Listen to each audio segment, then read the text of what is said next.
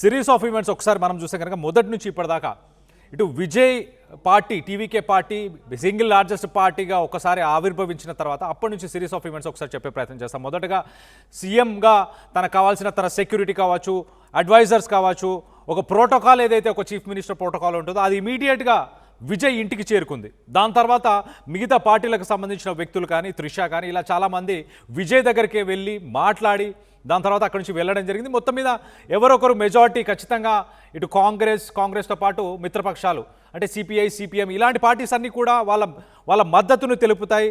తను మే 6న గవర్నర్ని కలుస్తారు. దాని తర్వాత మే 7 చెన్నైలోని నెహ్రూ స్టేడియంలో ఆయన ప్రమాణ స్వీకారం చేస్తారు అనుకున్నాం.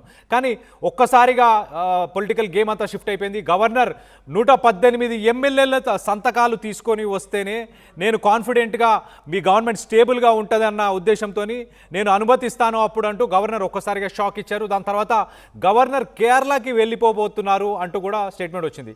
మొదటగా విజయ్ 14 రోజుల సమయాన్ని కోరారు బల ప్రదర్శన చేసుకోవడానికి, తన స్ట్రెంగ్త్ని అలాగే గవర్నమెంట్ ఫామ్ చేయడానికి కావాల్సిన ఆ strength, at the same time ministers, cabinet ministers వీళ్ళందరినీ చూపించుకోవడానికి 2 వారాల సమయం అడిగినా కూడా గవర్నర్ ఏమాత్రం కాన్ఫిడెన్స్ లేదు నాకు అంటూ ఆయన బ్యాక్ డ్రా చేశారు.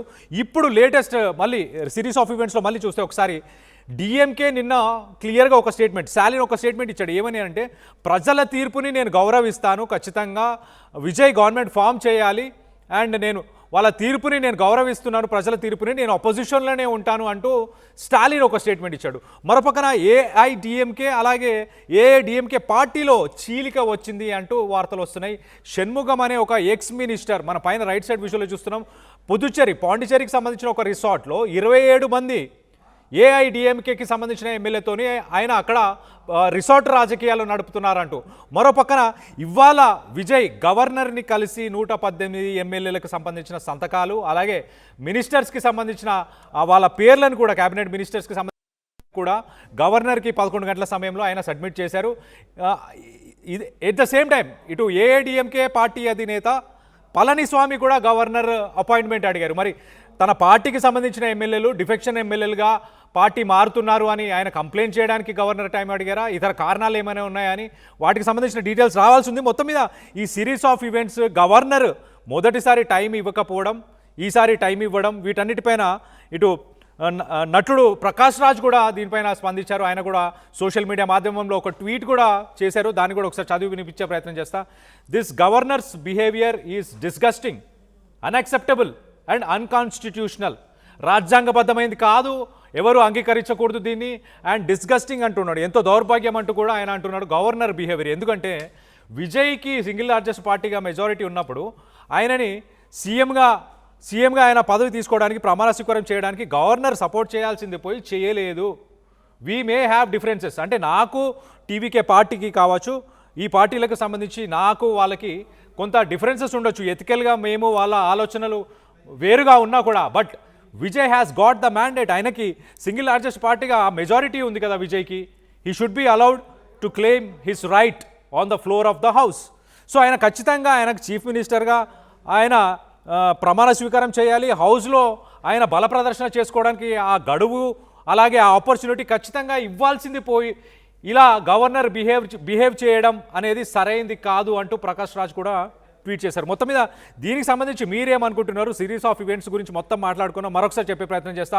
మొదటగా సింగిల్ లార్జెస్ట్ పార్టీగా టీవీకే నుంచి విజయ్ సింగిల్ లార్జెస్ట్ పార్టీగా టీవీకే ఆవిర్భవించిన తర్వాత, దాని తర్వాత మొదటగా ఏమైంది? మొదటగా గవర్నర్ మీ మెజారిటీని ఇమీడియట్గా చూపిస్తేనే, కాన్ఫిడెన్స్ని చూపిస్తేనే నేను మిమ్మల్ని అనుమతిస్తాను ప్రమాణ స్వీకారానికి అంటూ గవర్నర్ ఒక షాక్ ఇచ్చారు. ఇంకో పక్కన డిఎంకే చాలా క్లియర్గా లేదు, ప్రజల అభిప్రాయాన్ని నేను గౌరవిస్తాను, నేను అపోజిషన్లోనే ఉంటాను అంటూ స్టాలిన్ స్టేట్మెంట్ చేశాడు. మరోపక్కన ఏఐడిఎంకే బ్యాక్ ఛానల్స్లో మరి టీవీకేతో ముందుకెళ్లాలని ప్రయత్నం చేసిందా? ఎలక్షన్స్ ముందైతే అన్ని పార్టీలు, ఇటు కాంగ్రెస్ కూడా సీట్స్కి సంబంధించి షేరింగ్లో టీవీకేతోని ఒక కన్క్లూషన్, ఒక క్లారిటీ లేక కాంగ్రెస్ బ్యాక్ డ్రా చేసింది. కాంగ్రెస్కి టీవీకే అంటే విజయ్ ఒక 60 సీట్లు ఇస్తానని విజయ్ చెప్పాడు. కానీ కాంగ్రెస్ ఒక 70 నుంచి 80 సీట్లు కావాలని అడగడంతో మొత్తానికైతే ఆ అలయన్స్ వర్కౌట్ అవ్వలేదు.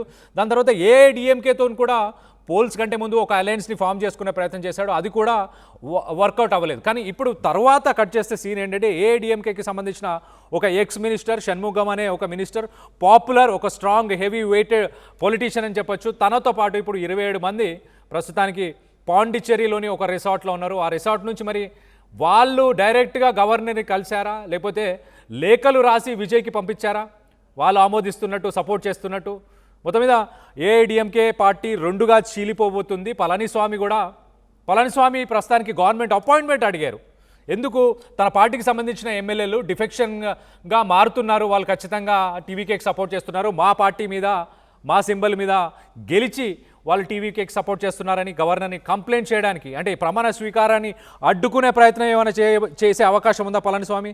మొత్తం మీద దీనికి సంబంధించి మీరేమనుకుంటున్నారు?